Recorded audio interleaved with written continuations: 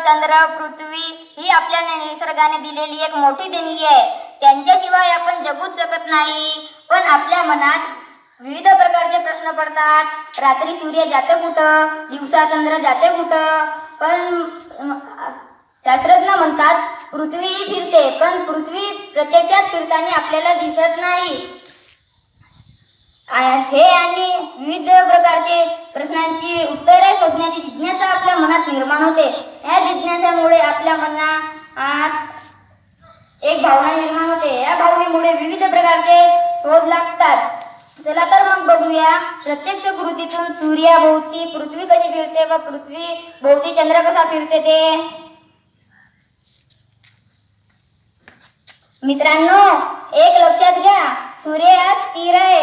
हा सप्तग्रह चारही बाजूंना आत ओघत असते.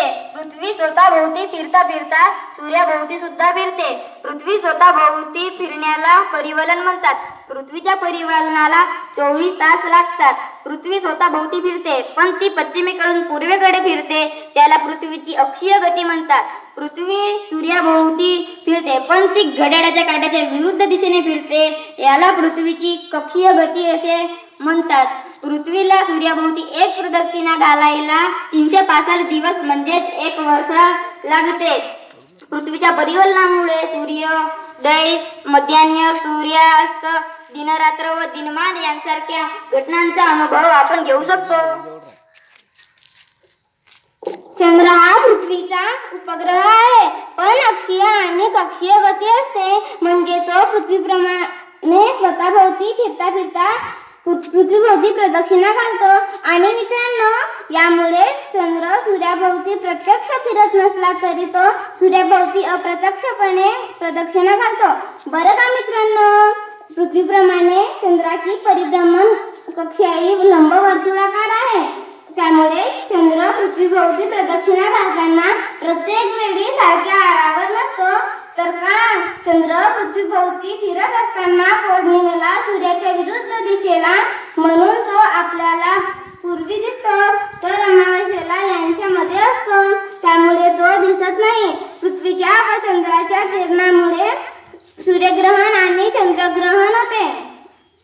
पृथ्वी व चंद्र फिरता फिरता सूर्य व पृथ्वीच्या दरम्यान चंद्र आल्यामुळे चंद्राची सावली पृथ्वीवर पडते.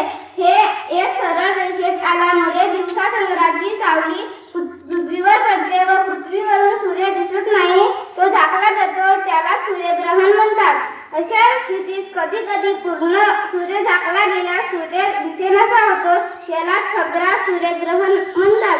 तर कधी कधी सूर्याचा काही भाग झाकला जातो, त्याला खंडग्रास सूर्यग्रहण म्हणतात. तर कधी कधी सूर्याचा मधला भाग झाकला जातो व सभोवतालचा सूर्य गोल गोल वामनसारखा कडा दिसतो, त्याला कंकणाकृती सूर्यग्रहण म्हणतात. हे झाली ग्रहणे. बरं का मित्रांनो, चंद्राप्रमाणे सूर्याला सुद्धा ग्रहणे लागतात. चंद्र हा आपला चंद्रमामा आहे. आपल्या परिभ्रमण मार्गातून जात असताना तो जेव्हा पृथ्वीच्या छायेत जातो तेव्हा चंद्रग्रहण घडून येते. यासाठी चंद्र व सूर्य यांच्या दरम्यान पृथ्वी एका पातळीत असणे आवश्यक असते. जेव्हा चंद्रमामा पौर्णिमेच्या रात्री चंद्र प्रदक्षिणा मार्गातून पृथ्वीच्या दाट छायेत जातो तेव्हा खग्रास चंद्रग्रहण लागतो. पण काही भाग झाकल्या गेल्यास खग्रास चंद्रग्रहण घडून येतो. पण मिळालेले कंकणाकृती चंद्रग्रहण मात्र लागत नाही, कारण चंद्र हा पृथ्वीचा उपग्रह आहे. तो जवळच असतो, त्यामुळे त्याचा अर्ध भाग किंवा पूर्ण भाग झाकला जातो. मित्रांनो, या कृतीतून तुम्हाला पृथ्वीचे